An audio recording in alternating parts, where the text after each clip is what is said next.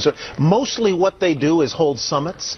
I think that right now the question is, do we all work for central bankers? That's what I want to address to our guest tonight. Is this global governance at last? Is it one world, the central bankers in charge? Jim Iuorio, you say we've got some downside here, a correction in the markets. Fine.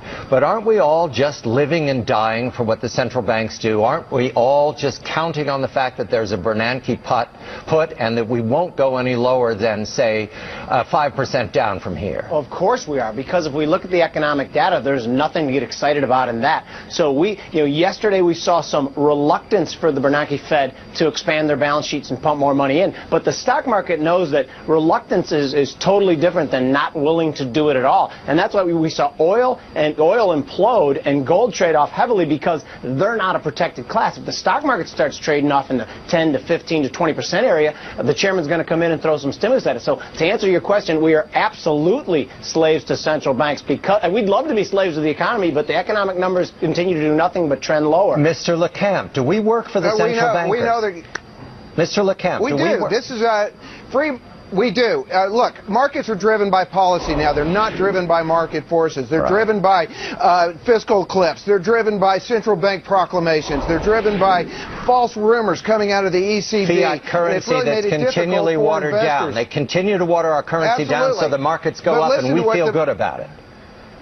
Yeah, and listen to what the Fed did this weekend. I think they really screwed up here. They said that we're going to do this Operation Twist through the end of the year. In other words, they're going to create uncertainty about what happens after Operation Twist, right at the same time that the fiscal cliff kicks in. Do we really want all that uncertainty? Jim, but we have to give the Fed a break here, because the Fed realizes that what they're doing is probably going to have very little economic effect. The only real thing that can help is fiscal and policy changes. So the Fed, all they have is rocks and stones left. They're just going to throw them. They know that they're probably not going to do any good as well. Gentlemen, Jim and Jim. Isn't that why we know that there's going to be QE3? Isn't that why we know there ultimately will be QE3? That's what I'm banking on. I love what you said there, Jim LeCamp, about the idea that ultimately there will be.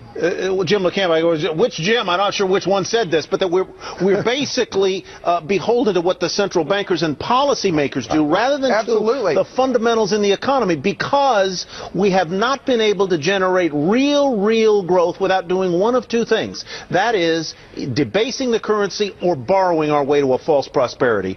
Jim Iuorio, how do you invest under those circumstances? What's the question there, Ty? How do you invest under those circumstances? We invest because remember that every central bank in the world, not just us, ultimately has to devalue their currency. So you can't keep, you got to put your money in stuff. Big cap U.S. with good balance sheets, to me, is the world's tallest midget. Mr. LeCamp, every major country holds gold. That tells me that it's attractive. Is it attractive to you with a watered-down currency?